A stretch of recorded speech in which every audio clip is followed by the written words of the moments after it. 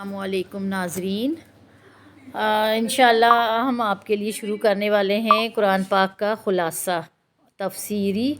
جو مکمل تفسیر ہوتی ہے نا، وہ مکمل نہیں بلکہ آپ کو تھوڑی سی یہ آپ کو میں بتانا چاہتی ہوں کہ آپ کو خلاصہ سمجھ آ جائے کہ اللہ تعالیٰ نے ہمیں کیا بتایا ہے قرآن پاک میں۔ تو اس پروگرام میں یہ میری پہلی ویڈیو ہے اور انشاءاللہ پورے قرآن پاک کا میں کوشش کروں گی کہ آپ کو خلاصہ بتاؤں۔ تو چلو شروع کرتے ہیں ہم کہ سورہ فاتحہ سے، بلکہ بسم اللہ شریف سے۔ تو قرآن پاک کی ابتدا بسم اللہ کی با سے ہے، اور با دو الگ الگ چیزوں کو جوڑنے کے لیے استعمال ہوتا ہے۔ اس لیے قرآن پاک کی غرض یہ ہے کہ انسان کو اللہ پاک سے کسی طرح جوڑا جائے۔ یہی وہ رسی ہے جس کا ایک سرا عرش والی ذات کے ہاتھ میں ہے اور دوسرا سرا انسان کے ہاتھ میں ہے۔ اگر وقتاً فوقتاً انسان اسی رسی کے ساتھ بندھ جائے گا تو آسمان تک پہنچ جائے گا، بصورت دیگر اس کے لیے بربادی ہے۔ اس کی ہر صورت کا ایک مستقل موضوع اور غرض ہوتی ہے، اور پوری صورت کا ایک خلاصہ اور لب لباب ہوتا ہے۔ اس خلاصہ اور لب لباب کا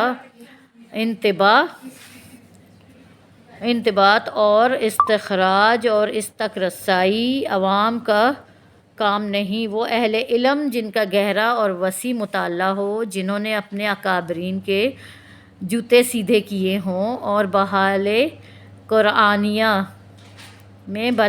قرآنیہ میں غوطہ زنی کی ہو اور علم تفسیر سے ان کو گہرا تعلق ہو، اس قسم کے افراد کے لیے قرآن پر اعتماد بھی کیا جا سکتا ہے، یعنی قرآن پڑھانے پر، اور ان کی فیوضات کا قابل استفادہ سمجھا جا سکتا ہے۔ اور اب ہم شروع کرتے ہیں سورہ فاتحہ کا تفصیلی خلاصہ۔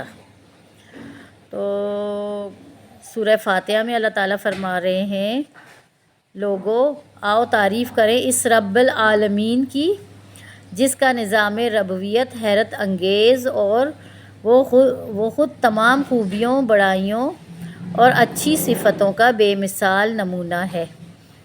اے اللہ، ہم صرف تیری ہی بندگی اور فرما برداری کرتے ہیں اور اپنی ساری ضرورتوں میں صرف تجھ ہی سے مدد چاہتے ہیں۔ اب سورۃ فاتحہ کے بعد اب ہم آپ سے بیان کرتے ہیں سورہ بقرہ کا اجمالی خلاصہ۔ مومنین کی صفات اور کافروں کی عادات، احوال منافقین، توحید، رسالت، قصہ آدم علیہ السلام، بنی اسرائیل پر نعمتیں اور ان کی بدعمالیاں، احوال عوام و علماء یہود و تسلیہ، رسول اللہ صلی اللہ علیہ وسلم، نصارہ و یہود کے باطل عقائد کا رد، تحویل قبلہ یعنی قبلہ کے پھیرنے پر شبہ کا جواب، حج کے بعض احکام، طلاق کے بعض احکام، قصہ طالوت و جالوت، اللہ کی راہ میں خرچ کرنے کی فضیلت، سود سے بچنے کے احکام اور بعض احکام کا بیان۔ پہلی آیت ہے، یعنی شروع کے مضمون میں آیت نمبر 1 تا 10 میں جو ہے اس کا خلاصہ یہ ہے کہ یہ قرآن ایک ایسی عظیم الشان کتاب ہے جو شک و شبہ سے پاک ہے اور متقین کے لیے مستقل ہدایت اور ضابطۂ حیات ہے۔ جو لوگ انکار حق کے عادی ہو چکے ہیں ان کے دلوں اور کانوں میں مہریں لگا دی ہیں اور ان کی آنکھوں پر پردے پڑ گئے ہیں۔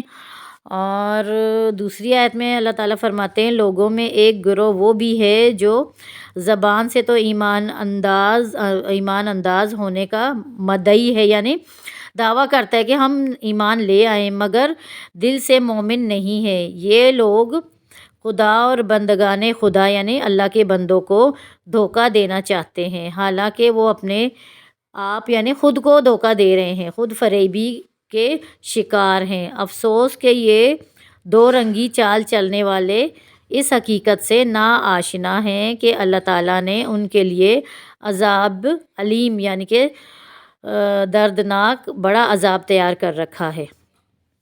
اب ہم چلتے ہیں آیت نمبر اس کے بعد ہے آیت نمبر 21 میں اللہ تعالیٰ فرماتے ہیں تم صرف اور صرف اللہ کی عبادت کرو جو تمام کائنات کا خالق و مالک اور پروردگار ہے، اور قرآن مجید سے منہ موڑ کر اللہ سے تعلق نہ بگاڑو۔ اگر تم اس قرآن مجید کو کلام اللہ کے بجائے کسی انسان کی تصنیف سمجھتے ہو، یعنی کسی انسان کی لکھی ہوئی بتائی ہوئی بات سمجھتے ہو، تو اس کا فیصلہ بہت ہی آسان ہے کہ تم بھی انسان ہو، سب مل کر اس جیسی صرف ایک صورت ہی بنا لاؤ، مگر ہم دعوے سے کہتے ہیں کہ تم کبھی ایسا نہ کر سکو گے۔ اب ہے آیت نمبر 30 کا خلاصہ۔ آدم اور اولاد آدم کو اس کرۂ ارض پر خلیفہ بنانے کا ذکر کر کے اسے نصیحت کی ہے کہ ابلیس تمہارا ازلی دشمن ہے، یعنی شروع سے دشمن ہے، اس کی وسوسہ کاریوں سے ہوشیار رہنا، اور دیکھو تمہیں عزت جب ہی ملے گی جب تم میری ہدایت پر عمل کرو گے۔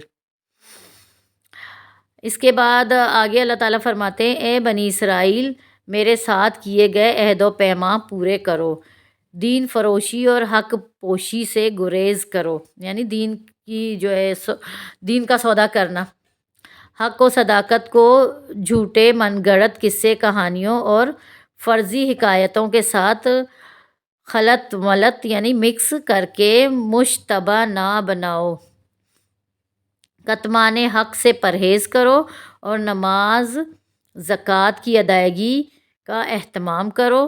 اگر ان ہدایات پر عمل کرنا بہت مشکل کام ہے، لیکن جن لوگوں کے دل اپنے اللہ کے آگے جھکنے کے عادی ہیں ان کے لیے کوئی مشکل نہیں ہے۔ اور آگے کی آیتوں میں اللہ تعالیٰ فرماتے ہیں لوگو اس دن کے مواخذے سے بچنے کا سامان کرو جب کوئی کسی کے کام نہیں آئے گا، نہ کسی کے حق میں کسی کی سفارش مانی جائے گی، نہ کسی قسم کا کوئی بدلہ قبول کیا جائے گا، پھر اللہ کے نافرمانوں کو کہیں سے کوئی مدد نہ مل سکے گی۔ وادی سینا میں بنی اسرائیل پر کیے گئے انعامات کا ذکر کر کے ان کی سرکشی کو بیان کیا، انجام کا اللہ تعالیٰ فرماتے ہیں کہ انجام کار ذلت و نامرادی ان کے مقدر بن گئے تھے۔ وادی سینا میں بنی اسرائیل پر کیے گئے انعامات کا ذکر کر کے ان کی سرکشی کو بیان کیا کہ انجام کار و ذلت و نامرادی ان کا مقدر بن گئی اور ہمیشہ کے لیے عذاب الہی کا نشانہ بن گئے، اور یہ سب کچھ ان کی نافرمانی اور سرکشی کی بدولت ہوا۔ اور اس کے بعد آگے مضمون ہے بنی اسرائیل کے اس نظریے کی نفی کی گئی ہے کہ ہم نبیوں کی اولاد اور صاحبزادے ہیں، اس لیے گرفت الہی سے آزاد ہیں۔ سنو اللہ تعالیٰ کسی مخصوص گروہ کے ساتھ جانبداری کا برتاؤ نہیں کرتا، اللہ تعالیٰ کے ہاں زیادہ مقرب وہ ہیں جو ایمان و عمل صالح سے آراستہ ہیں۔ اور آگے مضمون میں اللہ تعالیٰ فرماتے ہیں بڑے بڑے معجزات دیکھنے کے باوجود بنی اسرائیل کے دل نرم نہیں ہوئے، یہ لوگ کلام الہی کو سمجھنے کے باوجود اس میں تحریف کرتے ہیں، پھر بڑی ڈٹائی کے ساتھ اپنے آپ کو جنت کا ٹھیکیدار مانتے ہیں۔ یاد رکھو عذاب جہنم سے نجات کسی قوم کی میراث نہیں، بلکہ جو بھی برائی کرے گا اسے سزا و عذاب ہوگا۔ اللہ کے سوا کسی کی عبادت نہ کرو، والدین اور رشتہ داروں، یتیموں اور بے کسوں کے ساتھ نیکی سے پیش آؤ۔ وہ لوگ کتنے برے لوگ ہیں جو کتاب اللہ کے بعض احکام مانتے ہیں اور بعض کا انکار کرتے ہیں، یہ لوگ حیات دنیا میں رسوا اور ذلیل ہوں گے اور قیامت کے دن بھی سخت ترین عذاب کا لقمہ بنیں گے۔ ایسے بھی ہیں جو احکام ان کی طبیعت کے موافق ہوتے ہیں انہیں بدل و جان تسلیم کیا، اور جو ان کی خواہش کے مخالف ہیں یعنی جو ان کے موافق ہیں، جو احکام ان کو پسند ہیں، ان کے لیے صحیح ہیں، آسان ہیں، ان کو تو وہ تسلیم کر دیتے ہیں، اور جو ان کی خواہش کے مخالف ہوئے انہیں رد کر دیا، حالانکہ اللہ تعالیٰ کے سارے احکام ماننا چاہیے۔ اس کے باوجود اپنے آپ کو مومن اور جنت کا ٹھیکیدار سمجھتے ہیں، اور یہ کہتے ہیں کہ نجات صرف ہمارا حق ہے، اور حال یہ کہ دنیاوی زندگانی پر مشترکوں سے بھی زیادہ حریص ہیں۔ بنی اسرائیل کا حال یہ ہے کہ کتاب الہی کی تعلیم چھوڑ کر سحر و جادو، تعویذ گنڈے اور ٹونوں ٹوٹکوں جیسی شیطانی تعلیم و مشرکانہ عملوں کی پیروی کرتے ہیں۔ یاد رکھو، جو شخص اپنا دین و ایمان بیچ کر جادوگری کا خریدار بنتا ہے اور سلفی و شیطانی عملیات حاصل کرتا ہے، وہ اپنی عاقبت کو تباہ و برباد اور اخروی نعمتوں کو کھو ڈالتا ہے۔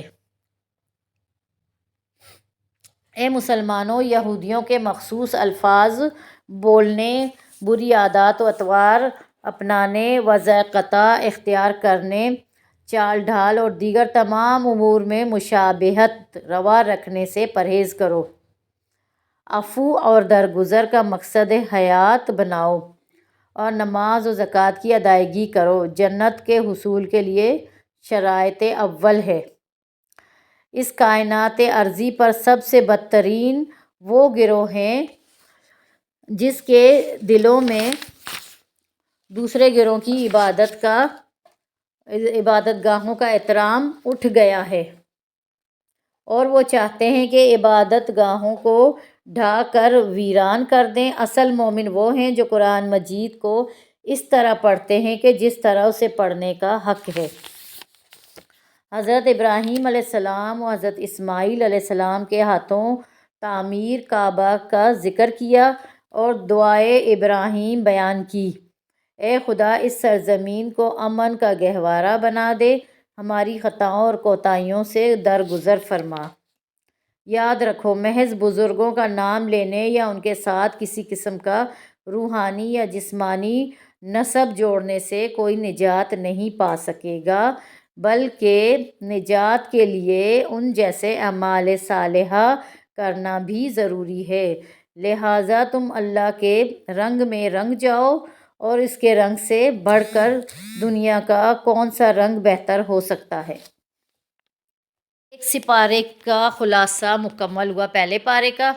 اب انشاءاللہ اب ہم ویڈیو کا اختتام کرتے ہیں، نیکسٹ ٹائم ملیں گے۔ آئندہ ہم آپ کو اسی طرح تفسیر کا خلاصہ بیان کرتے رہیں گے مختصر طور پر، تاکہ آپ کو سمجھ آ جائے اور ہمیں بھی سمجھ آ جائے۔ اللہ ہمیں اور آپ کو سمجھنے کی توفیق دے کہ اللہ تعالیٰ نے قرآن پاک میں کیا فرمایا ہے۔ یہ مختصر سا ایک جائزہ ہے، مختصر سی ایک بات ہے کہ ہمیں کچھ تو پتہ چلے کہ اللہ تعالیٰ ہمیں کیا سمجھا رہے ہیں اور ہمیں کس چیز کا حکم دے رہے ہیں اور کس چیز سے منع کر رہے ہیں۔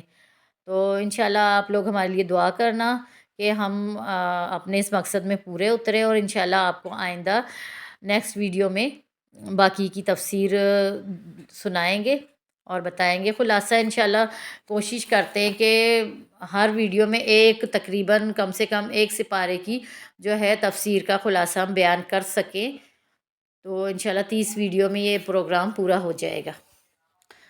اور اللہ حافظ، ہم آپ سے اجازت چاہتے ہیں۔